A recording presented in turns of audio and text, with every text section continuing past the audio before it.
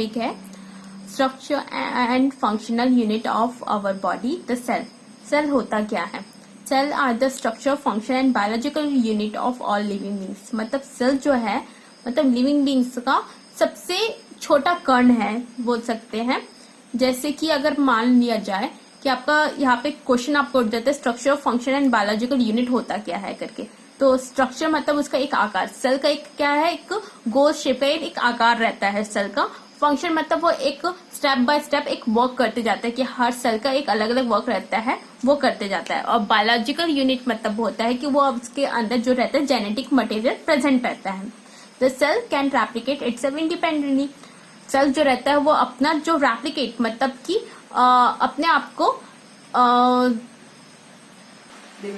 जो सेल है वो अपनी कॉपी खुद ब खुद बनाते जाता है। ठीक है, दे आर, इसी को हम लोग क्या बोलते हैं, बिल्डिंग ब्लॉक्स ऑफ लाइफ कहा जाता है। मतलब जिंदगी का एक बिल्डिंग ब्लॉक, यानी हर एक कण मिलके एक अपनी जिंदगी को बनाता है, एक लाइफ तैयार करता है।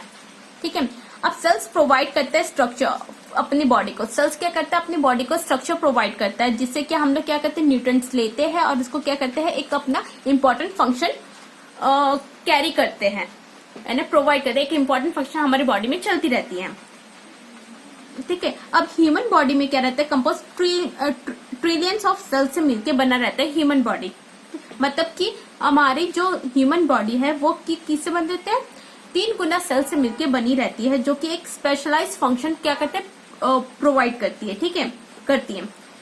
देन हमारा रहता है कि जो हमारे बॉडी में रहते हैं उसमें 2 टाइप के सेल्स रहते हैं, एक सिंगल सेल्स रहते हैं और एक मल्टी सेलुलर सेल्स होते हैं।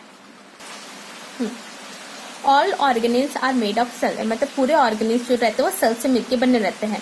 They may be made of a single cells and unicellular और मैनी सेल्स, मतलब मल्टी सेलुलर, मतलब बहुत सारे सेल्स रहते हैं एक सिंगल सेल्स के से मिलके बने रहते हैं। जैसे कि हम लोग जानते हैं पैरामीशियम, अमीबा, ये सब होते हैं। और मल्टी सेलुलर सेल्स जो रहते हैं जिसमें बहुत सारे सेल्स से मिलके बने रहते हैं, जैसे कि ह्यूमन बॉडीज, एनिमल्स, ये सब चीजें।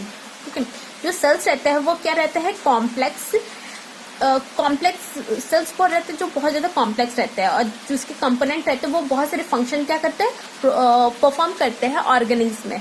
ठीक है, जैसे कोई भी मान लिया जाए कि कोई भी एक ह्यूमन बॉडी है जिसमें सेल्स तो हम जानते हैं कि बहुत ज्यादा कॉम्प्लेक्स होता है, उसमें बहुत सारी चीजें प्रेजेंट होती है, सेल वॉल, प्लाज्मा मेम्ब्रेन, ये सब बहुत सारी चीजें प्रेजेंट रहती है।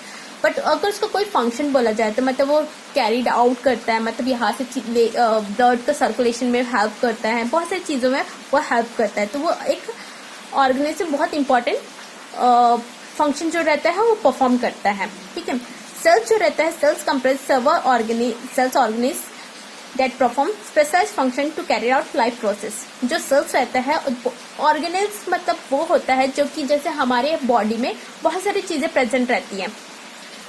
जैसे कि हाँ हम लोग बोले थे ऑर्गेनिज्म होता क्या, जैसे कि सेल्स के अंदर क्या रहता है, plasma membrane, cell wall, chloroplast, ये सब चीजें, बहुत सारी चीजें प्रेजेंट रहती है, जो वो क्या करती है, बहुत एक स्पेशलाइज फंक्शन प्रोवाइड करती है जो हमारे लाइफ प्रोसेस के लिए बहुत जरूरी है। मतलब कि सेल वॉल का फंक्शन क्या होता है, प्लाज्मा मेम्ब्रेन का फंक्शन क्या रहता है, सबका अलग अलग फंक्शन, एक स्पेशल फंक्शन है, तो वो क्या करते हैं, वो चीज वो लोग परफॉर्म करते हैं।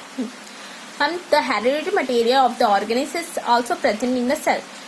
सेल में हम लोग जानते हैं कि हेरिडिटरी मटेरियल प्रेजेंट रहता है, मतलब कि हमारे जो सेल्स में रहता है उसमें एक डीएनए प्रेजेंट रहता है। डीएनए क्या है, एक हेरिडिटरी मटेरियल जो generation to generation pass out होता है, जिसमें एक एग्जांपल हम लोग जानते हैं, जैसे हम लोग ह्यूमन में पढ़ते हैं कि ह्यूमन का एक डीएनए होता है जिससे हमें पता चलता है कि वो उनका चाइल्ड है या नहीं है, ये चीजें हमें पता चल जाती है, वो उसके पेरेंटल है या नहीं है करके।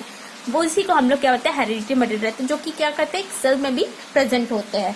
अब इसमें हम लोग जानते हैं सबसे छोटा सेल्स क्या होता है, माइक्रोप्लाज्म जो रहता है सबसे छोटा सेल होता है। क्यों होता है, क्योंकि माइक्रोप्लाज्म तो एक तो बैक्टीरिया जीनस का है और उसमें सेल प्रेजेंट नहीं रहते। हम लोगों ने माइक्रोप्लाज्म के बारे में पढ़ा था कि माइक्रोप्लाज्म सबसे छोटा क्या है, स्मॉलेस्ट सेल है, स्मॉलेस्ट सेल है। ठीक है, इसका डायमीटर होता है 0.1 म्यूएम, मतलब माइक्रोन का होता है, माइक्रोन।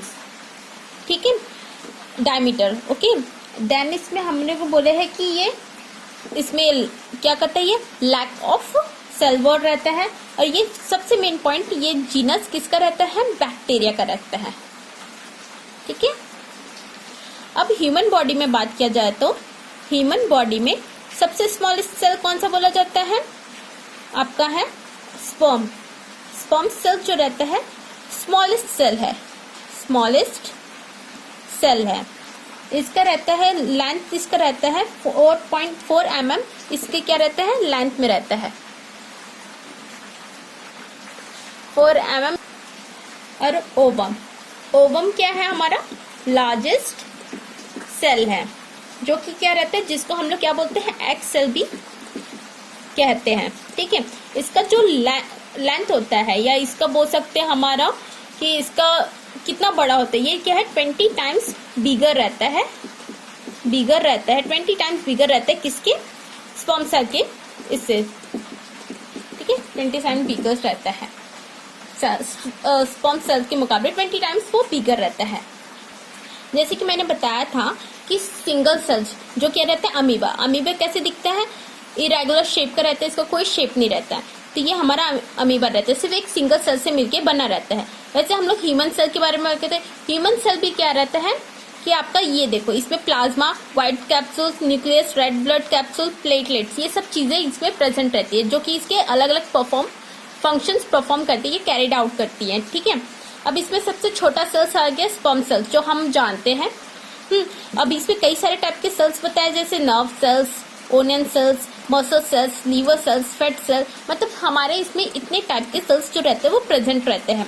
अब हम देखते हैं प्लांट के। प्लांट ये आपका है कि प्लांट सेल है, लीफ के बारे में बताया, जिसमें स्टोमेटा और बहुत सारी चीजें, गार्ड सेल, ये सब चीजें इसमें प्रेजेंट रहती है। अब इसके बारे में हम लोग ये पूरे जो चीजें मैं आपको दिखाई हूँ, amoeba, human blood, plant cells, ये सब के बारे में और डिटेलिंग हम लोग बाद में डील करेंगे। आज का लेक्चर यहीं पे खत्म होता है। Thank you.